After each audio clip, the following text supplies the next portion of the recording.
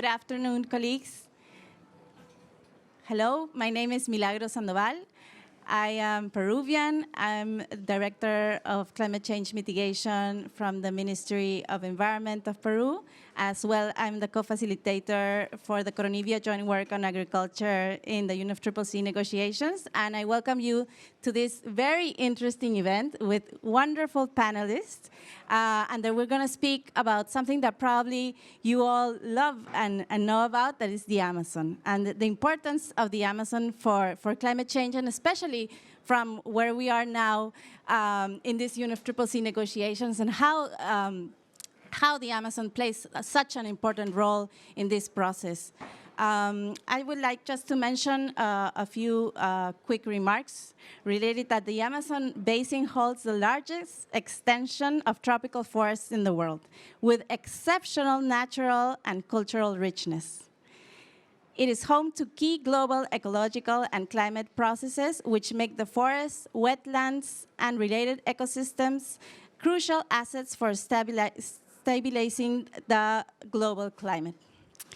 The Amazon basin also is core to the component of cooperation between the GEF, or the GEF, and the GCF. So definitely that's something important that we're going to discuss with our panelists.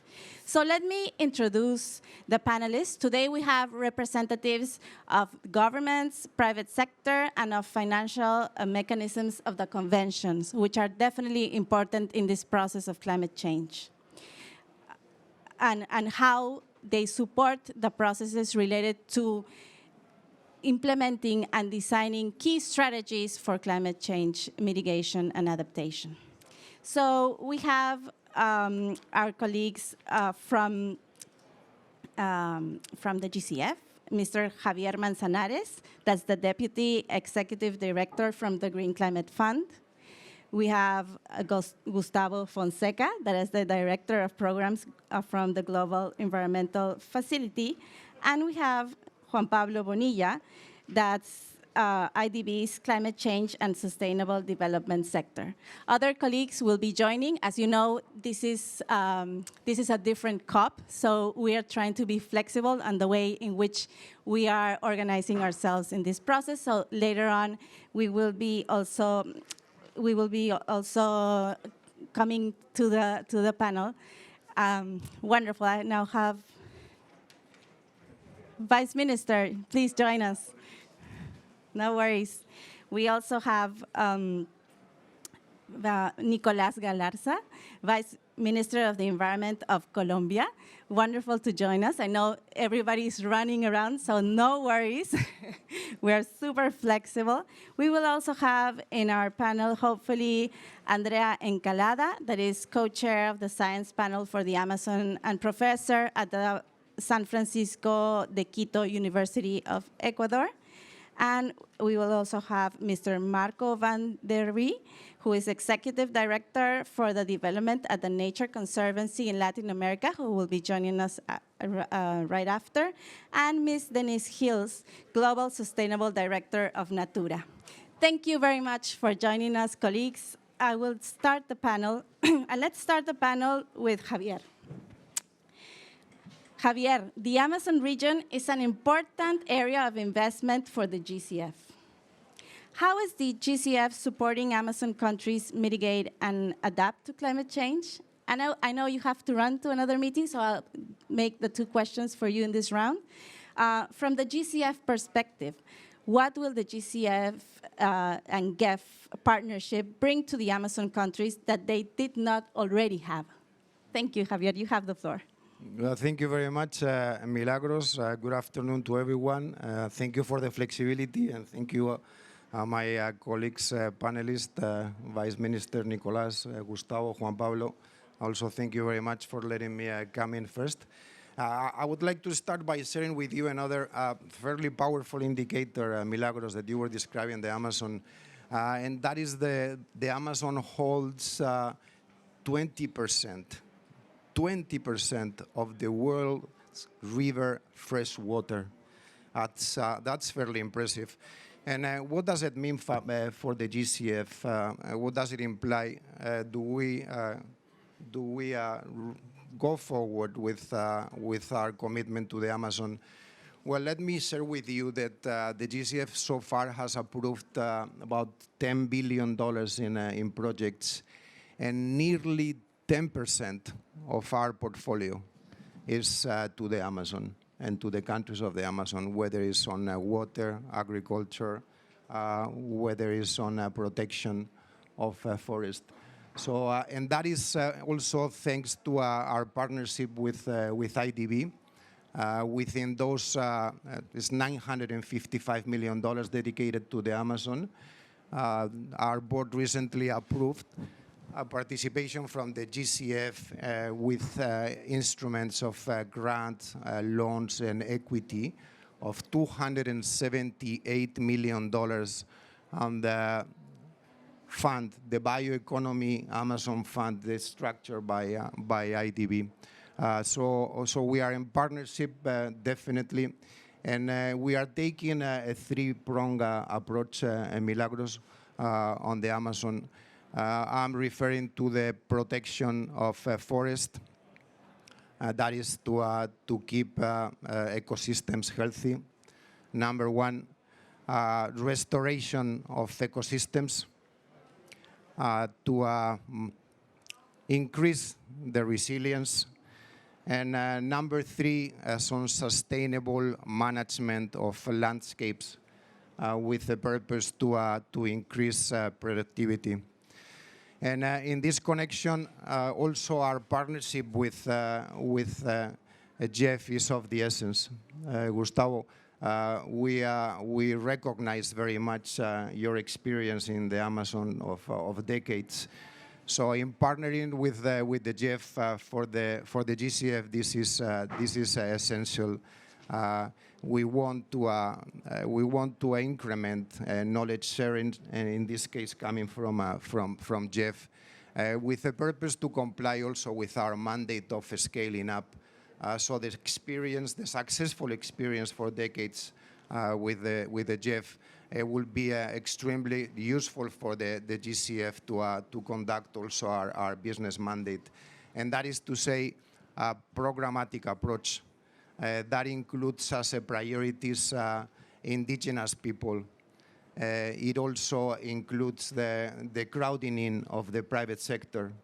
Very importantly, to make sure that we go to smallholders, private sector, smallholders for the GCF adaptation as well.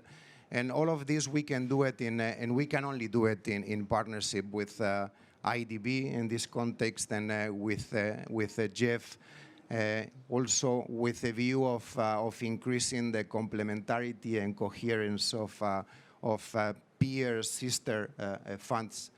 And with this, I would like to finalize this thanking everyone. Milagros, thank you, colleagues. Thank you very much, Javier.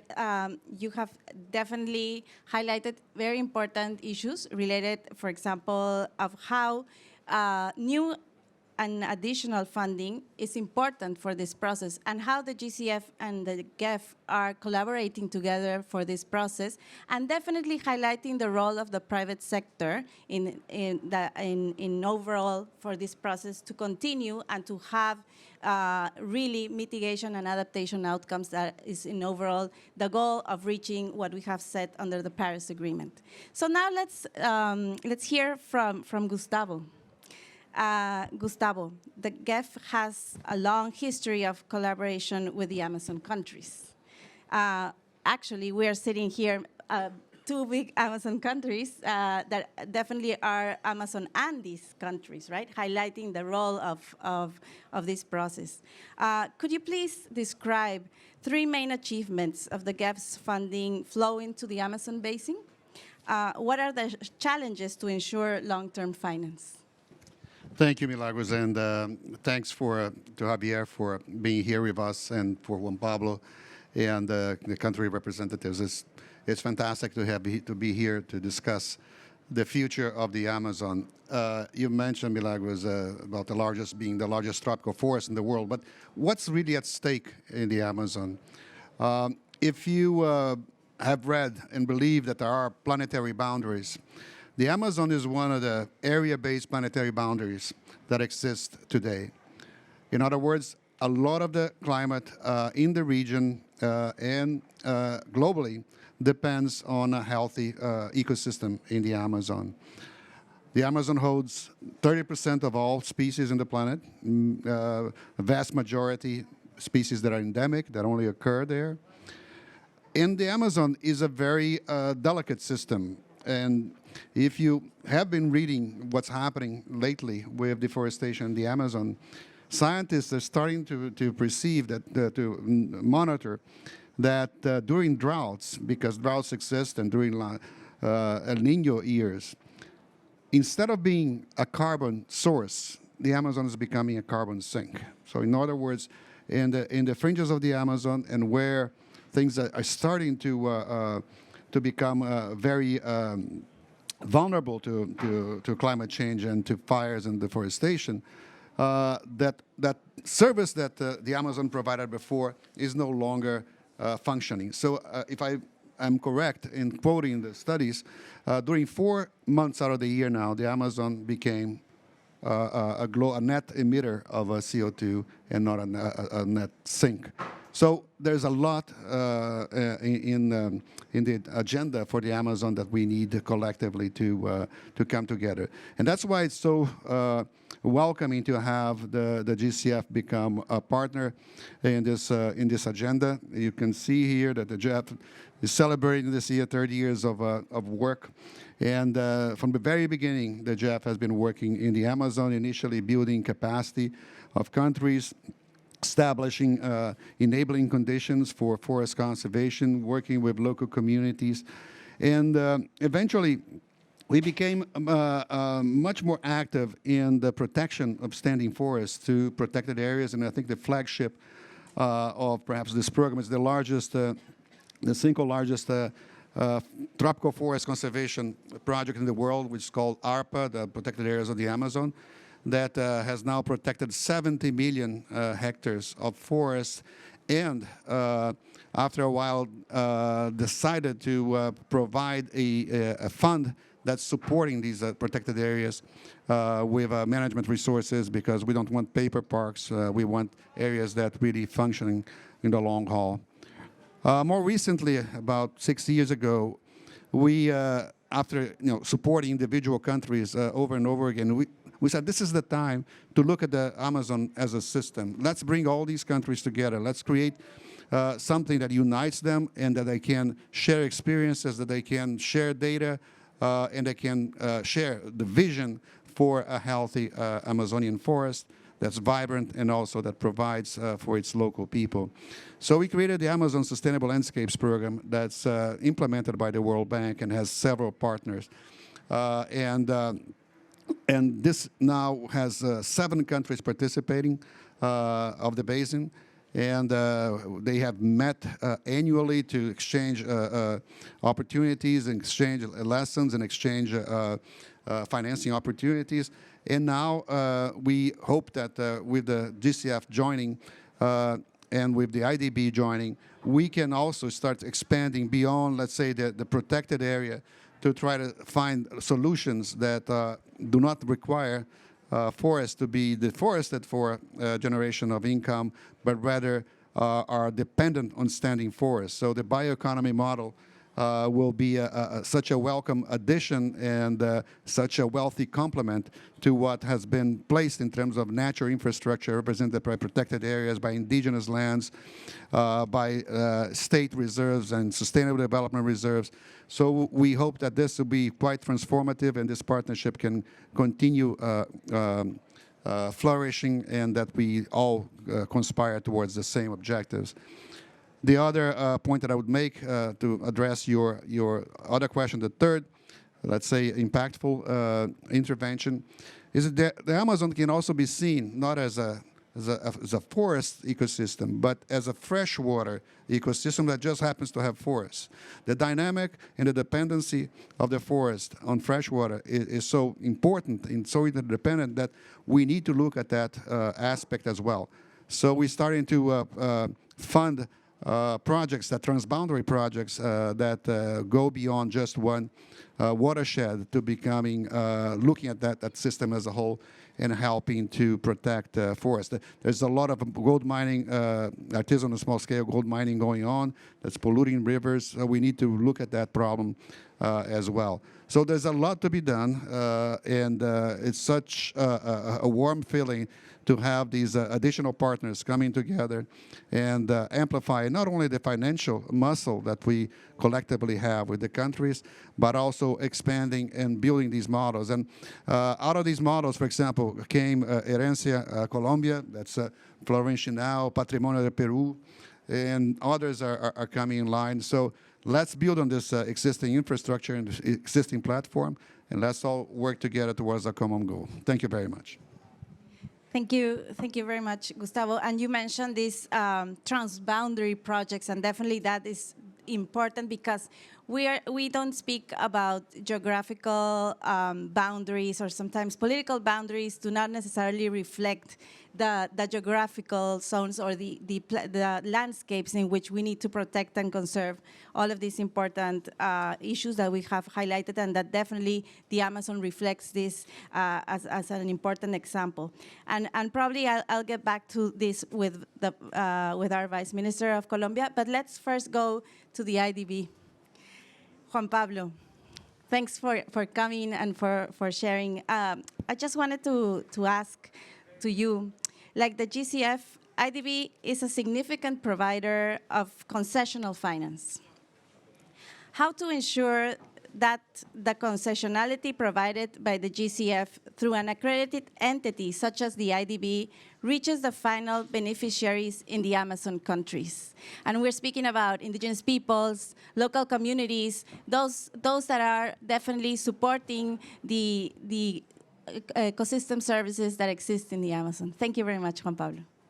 Thank you, Milagros, and it's an honor being here with all this panel, speaking about something like the Amazon, that I think if you see the attention that is getting everywhere, I think it's the time to see, as Gustavo, Javier were mentioning, a collective action to Amazon.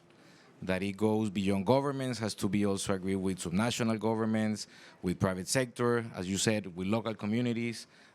So I think there is a good moment right now, as Gustavo was saying, to coordinate a lot of efforts. The IDB, I would like to start, Milagro, by saying that our Vision 2025 is talking about the recovery of Latin America and the Caribbean post-pandemic. And climate and sustainability, and I'm saying climate and sustainability, biodiversity, nature, everything has to be integral part of that recovery, and having a central part that is the people. We need to link sustainability, climate, biodiversity with jobs and with the recovery. And that is also part of the equation to start talking about natural protected areas. So I like a lot what Gustavo mentioned, that beyond all the efforts that an institution like the GEF has done for many years, and Herencia Colombia is a good example, ARPA, we need to start thinking about a different model for Amazon territories. So as part of the Vision 2025, the presidents of the Amazon requested the IDB about a year and a half ago to develop an initiative for sustainable development in Amazon territories. And that's what we've done in the last year. The IDB just created a unit that our president announced a couple of weeks ago. It's an Amazon coordination unit for the IDB group. And I will explain what that means for us. The IDB has the public side that interacts with governments and subnational governments, the private sector arm of the IDB, IDB Invest, and we have an innovation lab that works with technology and entrepreneurs. And this unit will coordinate the efforts of the IDB group for the initiative. The initiative, we developed the initiative listening a lot, governments, national governments, private sector, local communities, and we have defined 4 pillars of action for the initiative. The first one, as Gustavo mentioned, is bioeconomy, is really supporting the countries for a new productive model. The second pillar is social investment in the Amazon, is everything related to health, education, employment. The third one is rural development, is talking about sustainable agriculture, livestock, forestry in Amazon territories. And the fourth one is sustainable infrastructure and sustainable cities. We have an important amount of sustainable cities in the Amazon that we need to also emphasize the work with. And sustainable infra I think the issue of nature-based solutions as sustainable infrastructure is going to be key, as well as connectivity. We cannot talk about bioeconomy if we don't have connectivity in Amazon territories. So the IDB approved $20 million from our own income for project preparation in the Amazon linked to the 4 pillars, and to do something that we think is going to be very important in the next years, that is developing with the Ministries of Finance and Planning, but at the same time with the subnational plans of action or investment plans for Amazon territories. We have a good example that was the GEF, the Climate Investment Funds. So it's glad to see that we are learning as an institution from what different funds are doing. But I think with the approach of the GEFs to do an investment plan and then see different financial mechanisms is part of what we need to bring as part of the initiative. So we are starting to work with the countries to do these investment plans. And those could be financed by the ADB, but co-financed with other lending institutions. KfW, AFD, and many others have said we would like to be part of that financing. The second part is how to do blended finance and payment for results. So the initiative will have 3 main products: technical support, blended financing, and payment for results. The GCF fund that was just recently approved, and thanks a lot to Javier, Yannick, and the board of the GCF, but in particular to all the Amazon countries that supported the proposal. This was not an IDB proposal. It was a proposal led by Brazil at the beginning, but then had a lot of support from Colombia, Peru, and the other countries of the Amazon. This would link to the pillar 1 of the initiative, is bioeconomy. So the funding from the GCF will be to support bioeconomy. Part of that will be to start working with national development banks in the region to foster bioeconomy. A second component will be to do entrepreneurship of bioeconomy with IDB Lab, with the lab of innovation that we have, to start having that, I would say, ecosystem for a small business related to bioeconomy. And a very important component will be, as you mentioned, Milagros, to work with indigenous communities. We have agreed with COICA to co-create, that's the word I'm using with Gregorio now, a small grant program, seeing what the GEF has done in the past, seeing a very successful program that the CIF has also with direct access to indigenous communities. So we met yesterday with all the representatives of COICA, and we're going to develop that program together as part of the Bioeconomy Fund. And the payment for results, we're going to have a multi-donor. Germany and the Netherlands already announced their support during the COP to pay for results. And we've learned the IDB has another integration initiative that is very important, not about environment, it's about health. It's the Mesoamerican Health Initiative. We had a multi-donor with resources from the Slim Foundation, Gate Foundations. And what we've done with that initiative is that as part of the lending of the IDB, we have included key indicators of success. And once those indicators are accomplished, we bring the grant resources from the multi-donor. So part of the multi-donor of the Amazon initiative will fulfill that role. As part of the lending of the IDB, we'll include some indicators of success, and then payments for results will be made. Finally, we want to develop, as part of our Sustainable Cities Network, a Sustainable Cities Network for the Amazon. We're starting to strengthen the network of research institutions in the Amazon. Tom Lovejoy is helping us a lot for this. And I am very happy to see also that the scientific panel of the Amazon is concluding this work. That's going to be fundamental. And I agree with Emma that we're going to use that as a very important input for the work we're going to do with the research institutions of the Amazon. Private sector. IDB Invest will start working as part of the initiative next year. It's an amazing moment recognizing the role of the private sector banks, not only in Brazil, but in the Amazon. We want to work directly with them and also with companies, private sector companies that want to do sustainable supply chain in the Amazon. So it's a very ambitious initiative. It's not a only 5-year initiative. We're seeing this will be a 10 to 15 year at least. You can ask Gustavo how long he has worked in the Amazon. So we have to respond, I think, to the needs of the Amazon, but also have clarity about that long-term view that collectively we need to address. Finally, Gustavo said something very important, is how to start coordinating actors and resources. I know WWF, CI, and others are preparing proposals to GCF and GEF. I've talked to Carlos Manuel. to also as part of the replenishment of the GEF, start aligning efforts with our initiative. So I think there is a great opportunity in the next years to work together for the Amazon. Thank you. Thank you. Thank you very much, Juan Pablo. And definitely, you have mentioned the importance of linking and working together in this process. And absolutely, this is fundamental to achieve the goals that we are working. And you mentioned, Juan Pablo, and specifically support to governments. The support to governments is definitely important because they are the ones that lead these processes, that establish and design and implement the policies necessary to address the challenges, the specific national circumstances that each country has. Even in the Amazon, even though we're in the same basin, different countries such as Colombia and my country, Peru, we have different circumstances that need to be addressed. We have challenges, we have different issues to identify. And Vice Minister, thank you for joining us. I would just like to ask you about the Leticia Pact.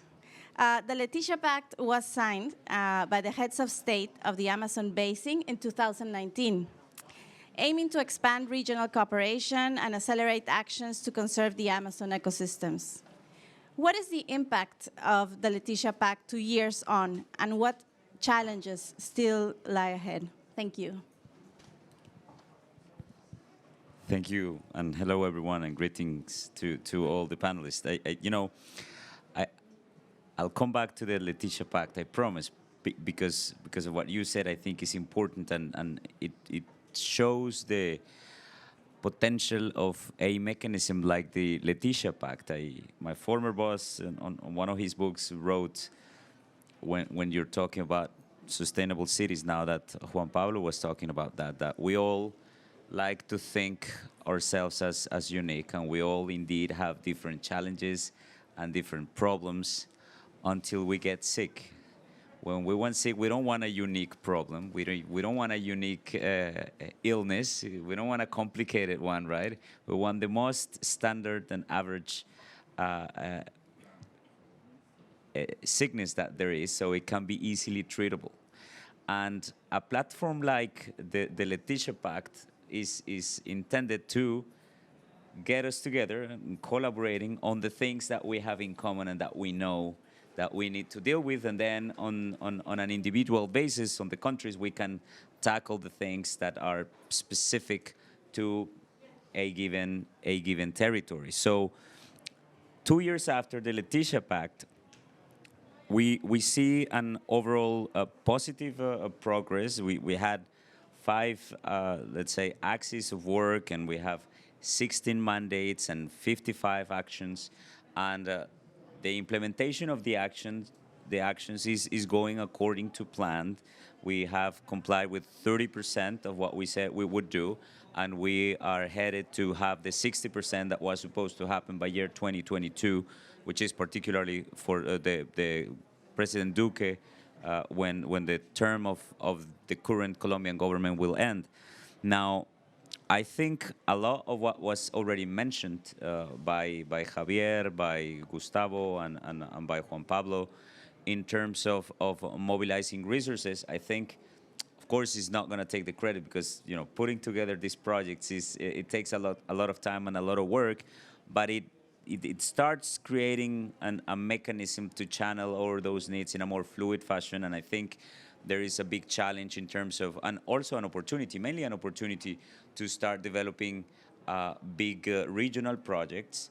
And I think the Amazon Sustainable Landscapes projects that, finished the first phase with 4 countries, and now other 5 are joining in. So I think that shows already that the mechanism is working and is kind of delivering.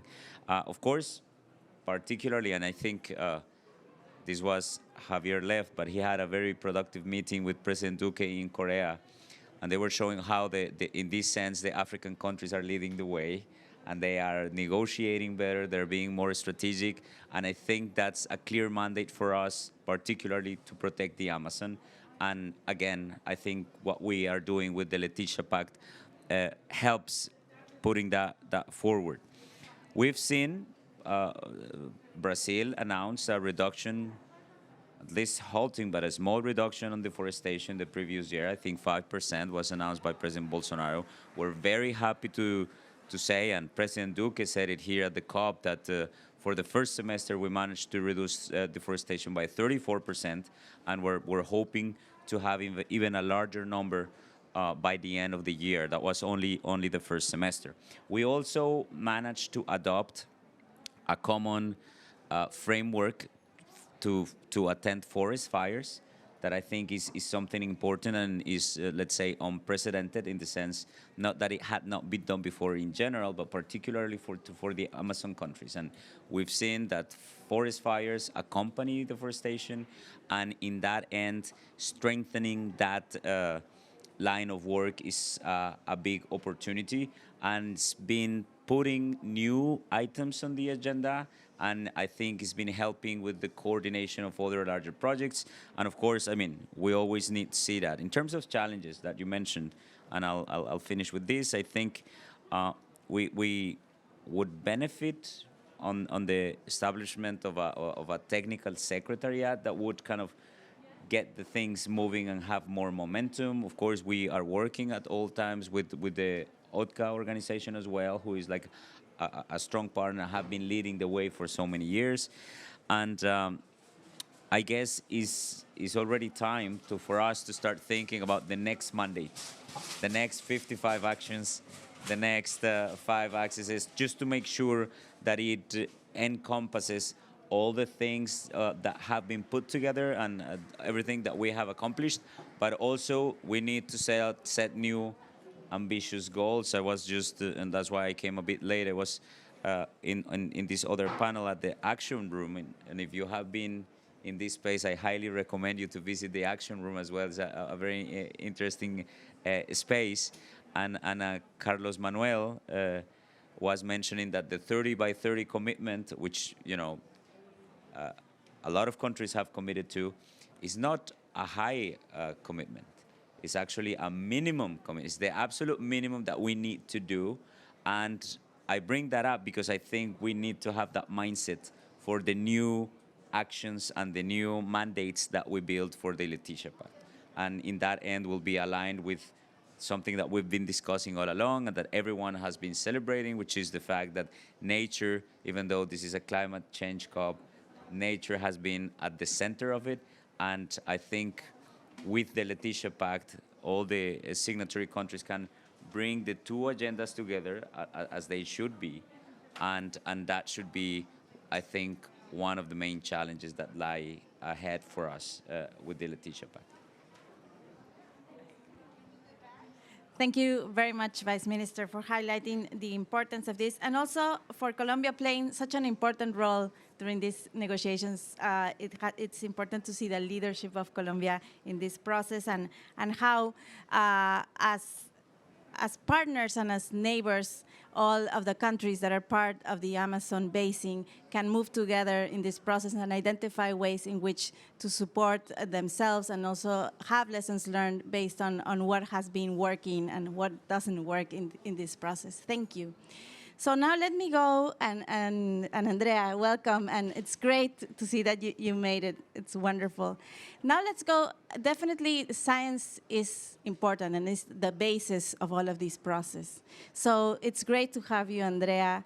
You are the co-chair of the science panel for the Amazon and professor at the University of San Francisco de Quito in Ecuador. So it's great to have another neighboring or part of the Amazon basin countries.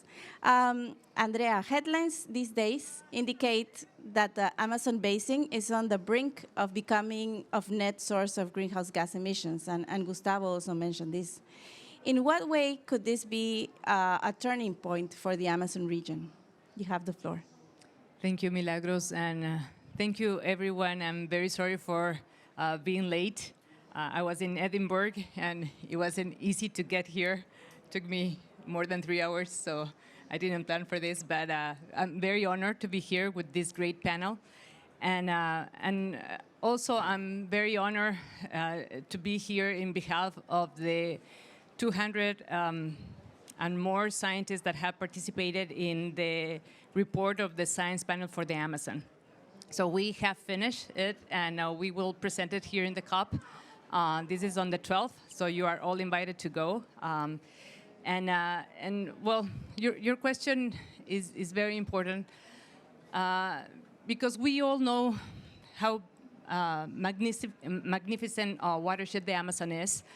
It's very critical for many factors, including the incredible biodiversity that it has, and also because of the forest. And people used to think about the Amazon basin only as a tropical rainforest, but it's way more than that.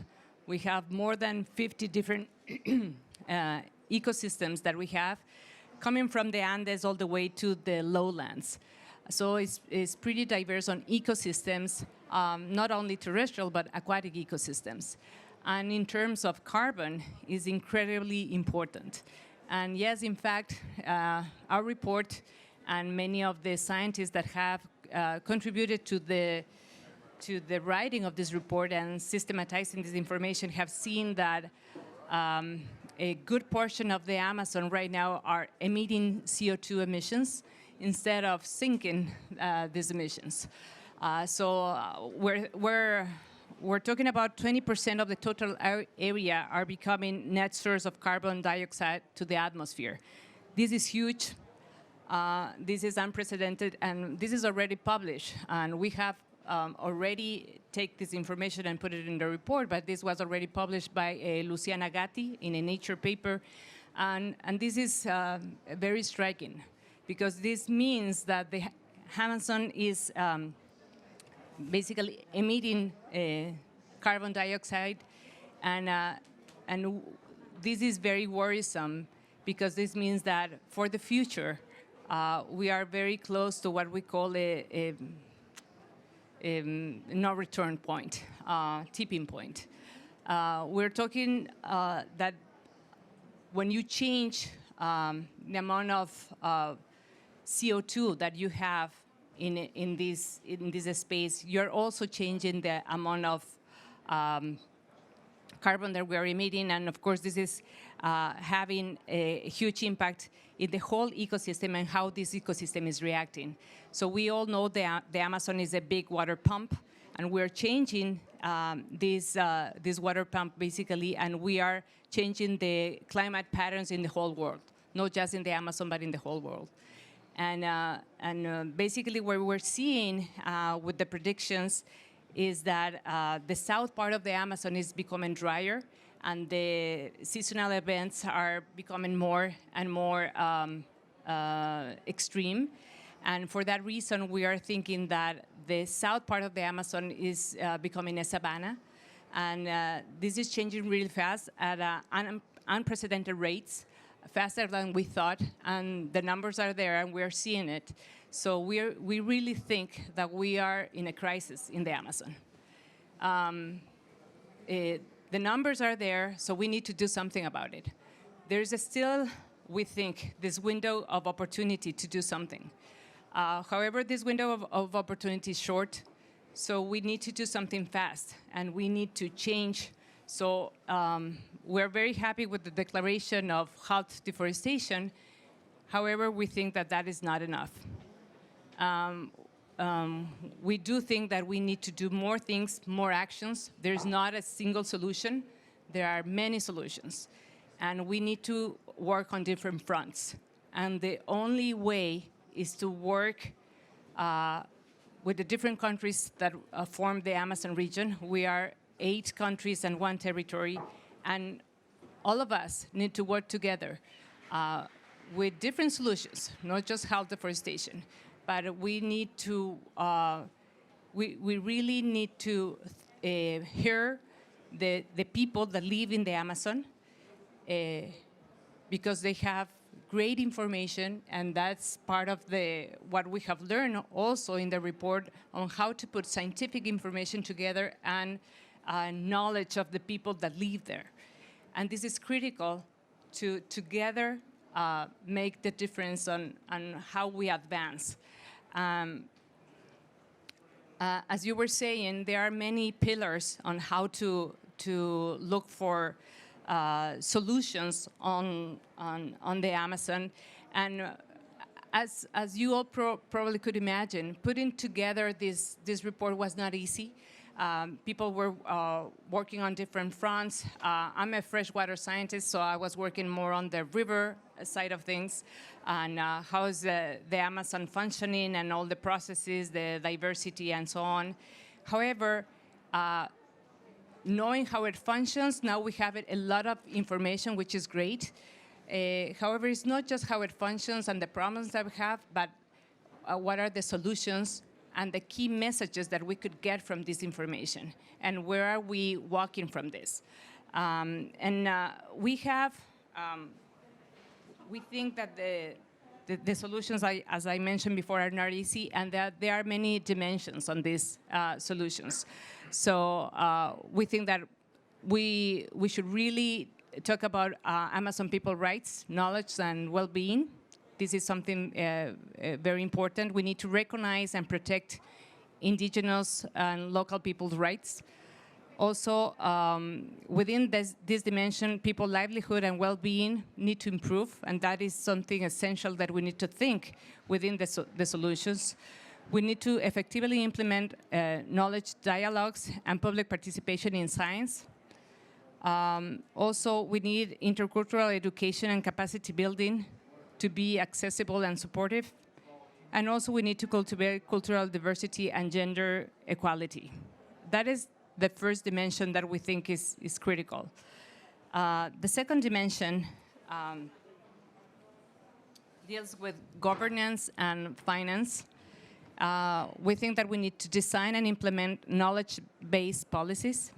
Also, guarantee effective civil society participation in decision-making. Also, sustainable orient global partnership for resources and financial investments, and also implement multilateral Amazonian coordination for illegal activities so they are curbed. The third pillar and the third dimension that we think is critical is, of course, management, conservation, and restoration. We need to manage effectively protected areas networks, also implement innovative approaches for conservation and restoration, also conserve, restore, and use sustainable aquatic and terrestrial ecosystems, and also restore and maintain the resilience and the landscape connectivity. And the fourth dimension that we think is very important that you already mentioned is bioeconomy of healthy forests and rivers. And for this, we need to implement inclusive models for the use of biological resources, connect and expand scientific, indigenous, and local knowledge, organize and assure fair markets and share benefits, and stimulate equitable development of rural and urban economies. We think also that is very important to define what we mean by bioeconomy, because we don't really think that is only an economic sector. It synthesizes the set of ethical normative values on the relationship between society and nature and their consequences. So for this is critical, the fair sharing that I talked before. If we really want to have bioeconomies in the Amazon, it's going to be critical that we do this in a fair way. I invite you again to go to the launch of the report. Many of us are going to be there. People that have be part of the authors of this panel, and I'm very glad to be here with all of you. Thank you very much, Andrea, and thank you for highlighting this and how the science is speaking to us about the urgency of conserving, of supporting these processes. And I think you mentioned something very important, that is the blending of the science and traditional knowledge. This is definitely important and a very important basis of the Amazon countries. and of our health, of our food security. So definitely that is important. So based on time and to have a discussion later with colleagues that probably have questions, I would like to invite you to step down and sit down with us so that I can bring the second part of the panel into the room. Thank you very much. So I invite Marco van der Rie as well as Denise Hills so that we can also discuss. Thank you very much. Okay. So let's go straight to the questions, Marco and Denise. Marco, let's start with you. We know that public finance alone cannot close the funding gap needed for keeping the Amazon standing. How is TNC addressing the existing barriers that prevent private investment from funding climate change mitigation and adaptation at a scale in the Amazon? Well, thank you for the question, and thank you for the invitation to be here and represent the Nature Conservancy at this panel.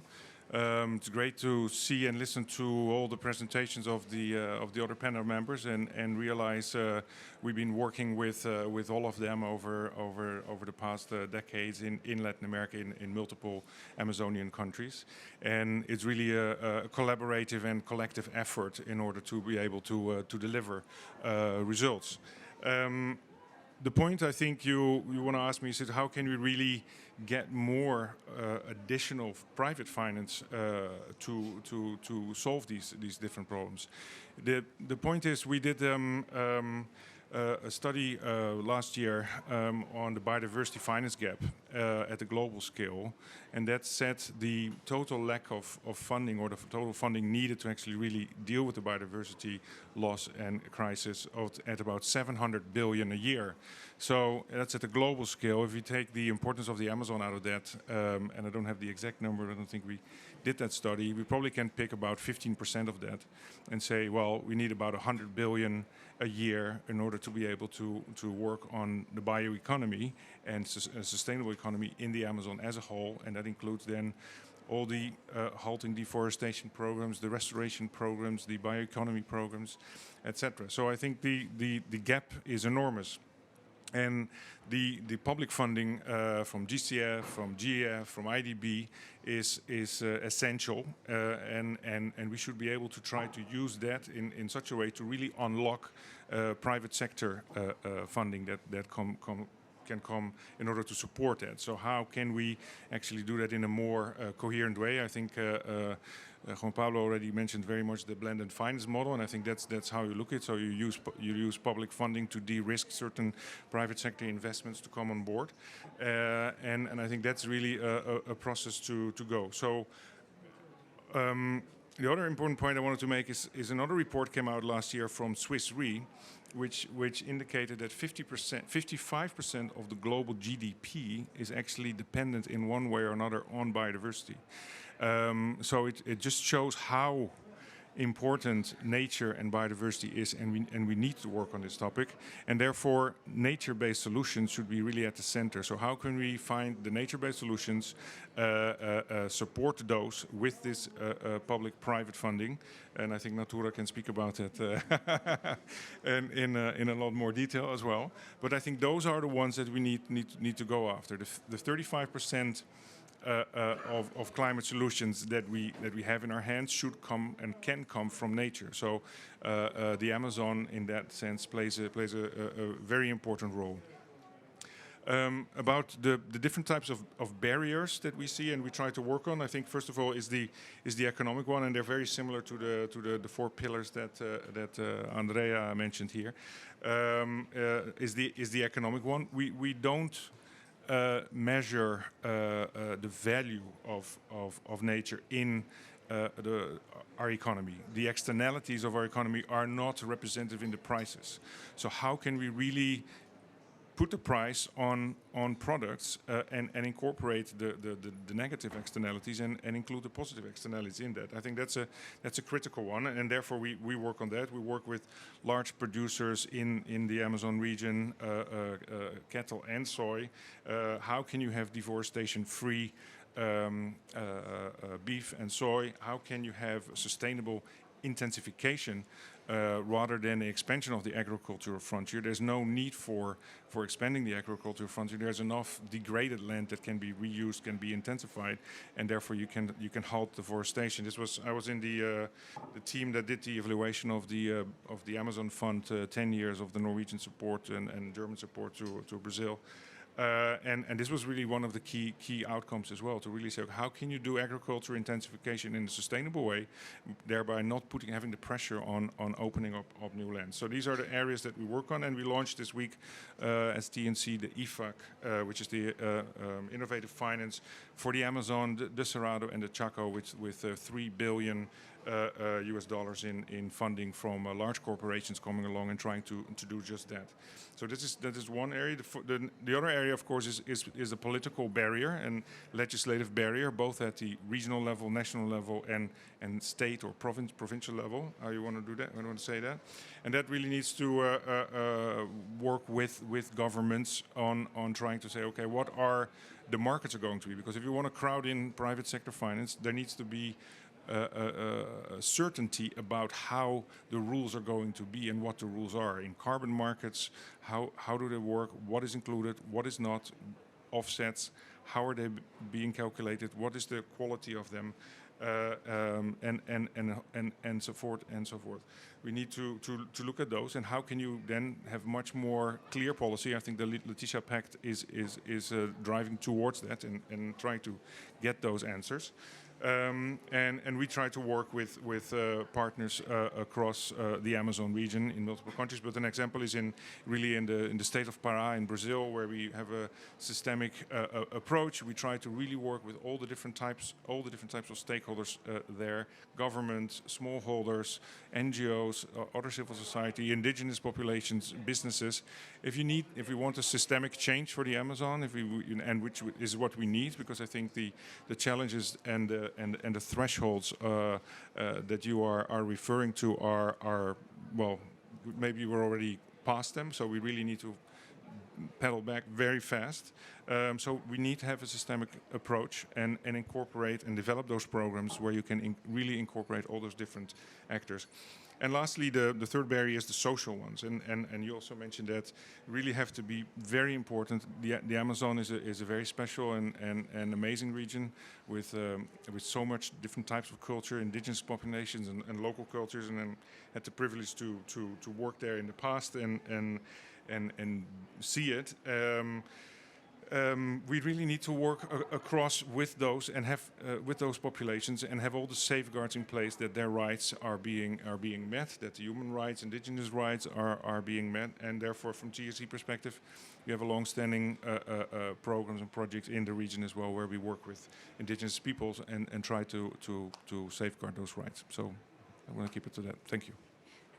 Thank you very much, and thank you for highlighting some issues related to the legal security and to how we can address this also with support of different actors. Definitely, I realize that Colombia and Peru are working very much alike in bringing this legal security to different actors, to different stakeholders, including the private sector, civil society, but especially indigenous peoples with the work on safeguards. That is definitely important, and that is the enabling condition, the basis of supporting these processes. So let's go now to my next speaker. Thank you again, Denise, for coming and bringing in the private sector roles perspective. You are the Sustainability Director of Natura, which definitely, who doesn't know Natura in Latin America? It's totally popular. The corporate sector plays a key role in the bioeconomy value chains. How is Natura supporting sustainable sourcing of the Amazon's biodiversity and therefore contributing to the bioeconomy in the region? Thanks for the opportunity for inviting me to give an example of how things in the Amazon can be. It's an honor to be here and listening about so many studies, so many knowledge, so many things that are happening in the Amazon. For who knows Amazon, you can imagine a place that has more than 4,800 indigenous population, almost half of that never had a long contact with a human like us.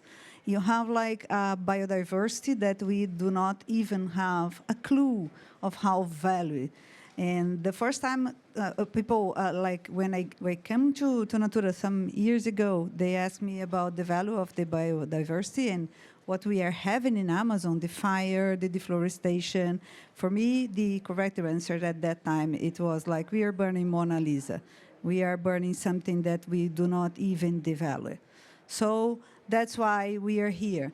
I think Natura has a long time experience in the Amazon. We've been working on the Amazon in the last 20 years. One of the most iconic products comes, or brands, comes from the Amazon, the Ecos line, and works only with the biodiversity of the Amazon. Names like Ucuba, Murumuru, or Patawa, which means the traditional names of fruits or seeds of the Amazon, with a unique combination using bioeconomy, traditional populations as part of the how could we bring together development, research, innovation, all innovation in technology, in biotechnology, together with the traditional knowledge, and at the same time, knowing the systems brings this in a value chain that invests a lot in the development, not only for the products, but into the population, into the guarantee that this kind of a sustainable approach not only has for Natura a unique opportunity to give to take part of the world. Now we are a company that has a representation in 110 countries in the world, and Natura is one of the representatives that Amazon's brings us the innovation and the knowledge, and the consumers knows it, recognize this. And when we say like it comes from the Amazon, it seems like wow. So I would like to point 2 or 3 things about these especially questions. I'll give you an example of one of these ingredients, ucuba, which means, the local population used to say that they are the pearl of the Amazon because the unique way they are growing down and cuts and goes to the river. It's a very nice seed. So the ucuba tree, it was in the extinction list when we became a part of the study to develop another way to use or discover the potential of the ingredient. It was like you receive like 10 reais, which means like $1 if you cut the tree. And in order to address another way to develop the bioeconomy of the forest using the knowledge, tradition, and paying for this, we start a journey developing a product by the ucuba, which is one of the most important moisturizing product that you have already all over the world. And nowadays, you've been one of the most important value chain that we already has in Natura, because for one tree cutted and $1 or pound received, you have like the same tree preserved, and you are receiving like 100 pounds per year. That's the way that you value and regenerated in developing a value chain that promotes not only the preservation or the restoration of the Amazon, but more money, more guarantee, paying for not only for the research, but paying for the traditional knowledge, and usually gives back again the other parts of the amazing service that the ecosystems has to provide in us. As many of you knows, and my previous colleagues mentioned, Amazon is essential in the fighting of climate change. There is no way to solve climate change without solving the problem and preserving and regenerate the Amazon. And that's why we can look through the unique combination of development, innovation, technology with traditional population in order to bring them the real value for the knowledge, for the social biodiversity. You used to mention it because it's not only about the biodiversity. People were still there. So in order to look into this biome, how can we generate a new way to address a development, but that respects and value at the same time the unique characteristics that we already have at that system. I think the Natura has the example of this. There are many of enchanted histories about it, but it's proved that it's not only a way that is difficult, that it's impossible, that can't be done, or you have nowadays the sufficient knowledge about the Amazon, and we all know the importance of it. And I would like to think about myself and our company as an example of things that can be done and could be scale up. And partnership, knowledge, work together with the governments and the NGOs and the whole system that promotes a social and environmental development for the bioeconomy of the system, it's essential to bring us, especially of the pandemic recovery, a green and inclusive approach, including for businesses and economic development for the Amazon. Especially, one more point, if Amazon is essential for the climate change, one of the ways of thinking about the forest is carbon, the approach of carbon. Climate change could bring us another fount of the resources, including for this population, which are now preserving the forest, that relieves to us, that leaves to us an essential capacity, which is living, like with water, with air, we're a lot of things that we allows us to not only make businesses, but live not only in Brazil, not only in Latin America, but in the whole world. 40% of the ability of having an event like this with air, clean air, or oxygen comes from the forest. So I think that it's not a matter of the forest, it's a matter of understand the real opportunity. And I'm very excited to be in a COP, as an evolution at Paris COP15, because bring action and knows that now we have the essence of the technology, we should have more commitment and we should have more action and we should have together and commitment action in order to address the real challenge that we already have. And it can be done. It can be done. Okay? Thank you very much, Denise.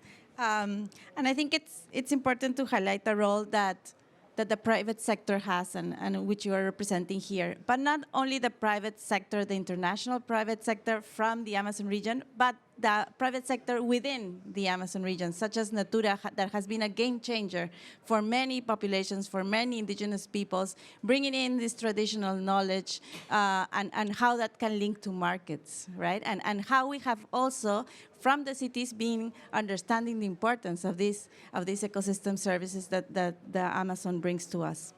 Now I have a few minutes for some questions from the floor. Colleagues, if somebody would like to ask a question to our distinguished panel, the floor is open.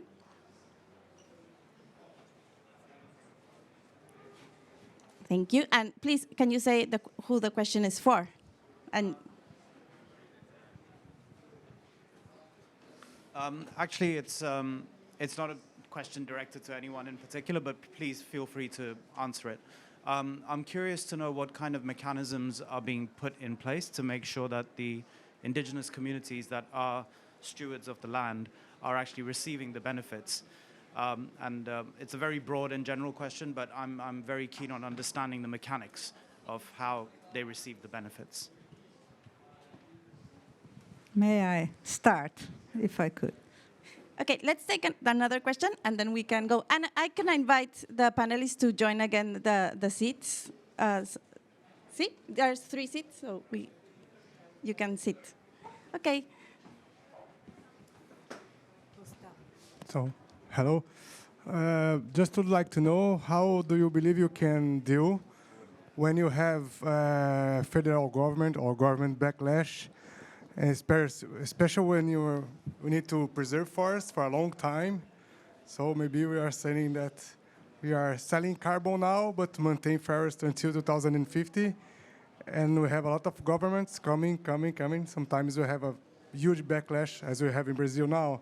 So how can you deal How can we deal with this one in a long time? How do you think about it? Thank you.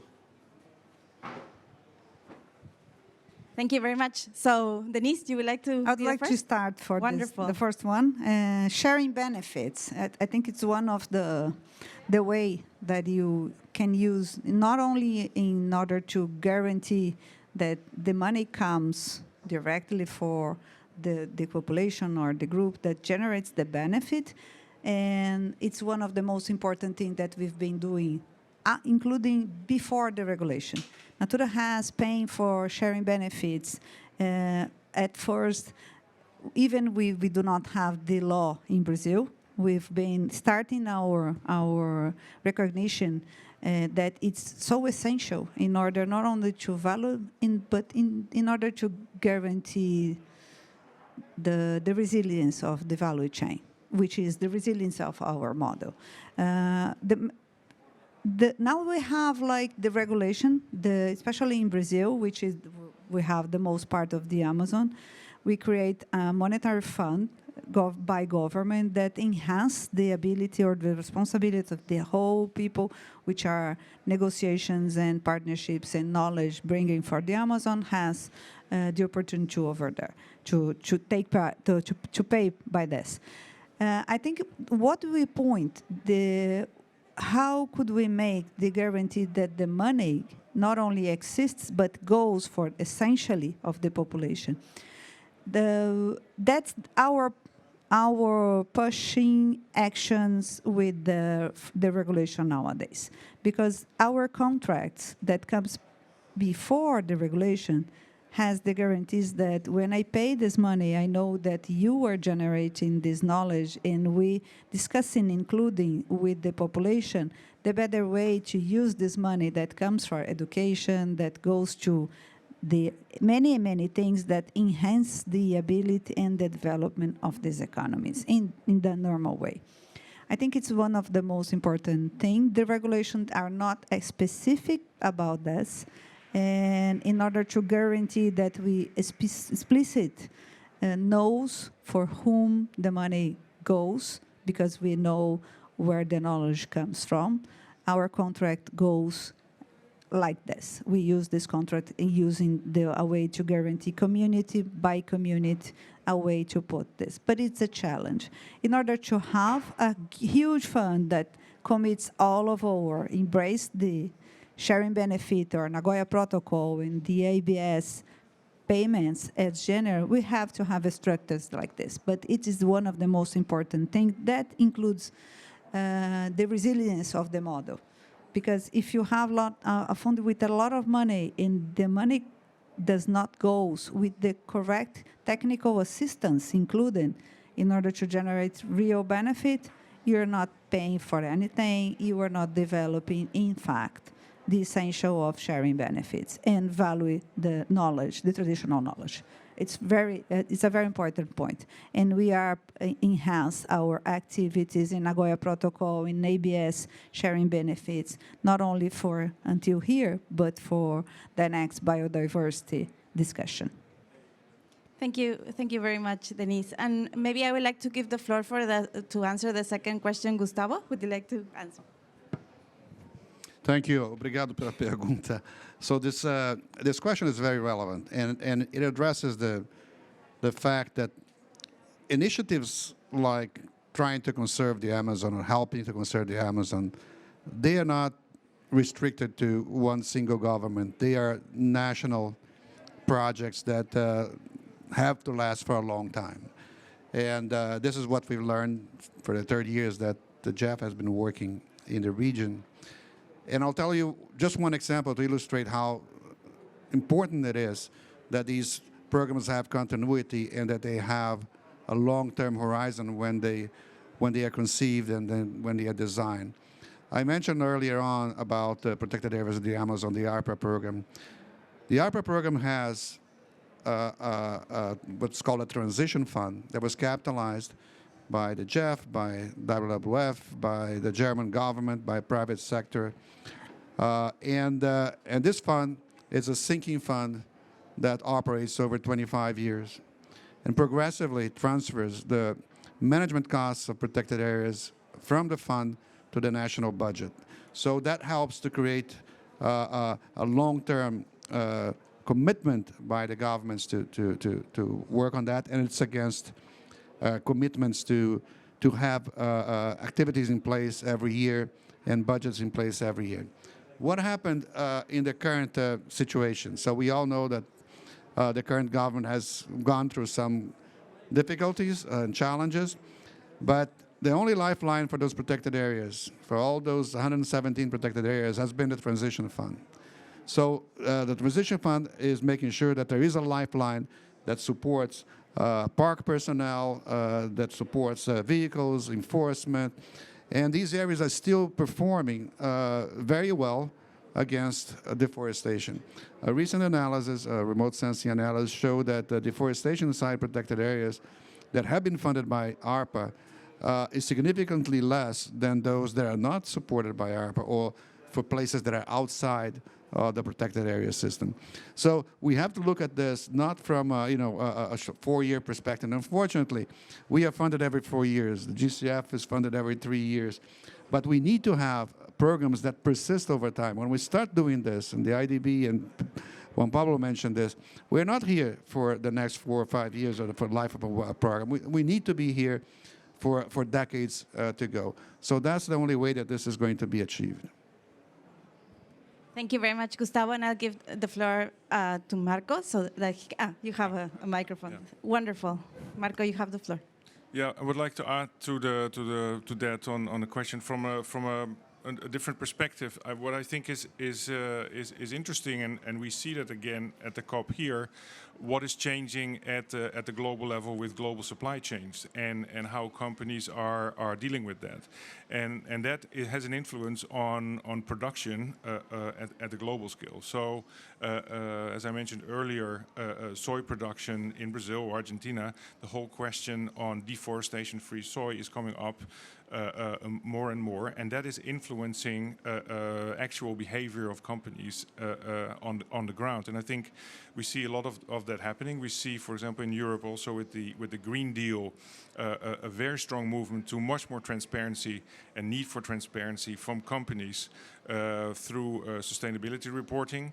There's a directive that came out as a draft earlier this year and will be adopted next year, the Corporate Sustainability Reporting Directive. I used to work with the Global Reporting Initiative and been very closely engaged in that. That is really going to enforce European companies to be completely transparent or very transparent about their supply chains globally and their partners they work with around the world. So that is even going to impact global supply chains, and therefore you see businesses changing their behavior, wanting to change their investments because they want to be able to deliver sustainable products as well. So I think that those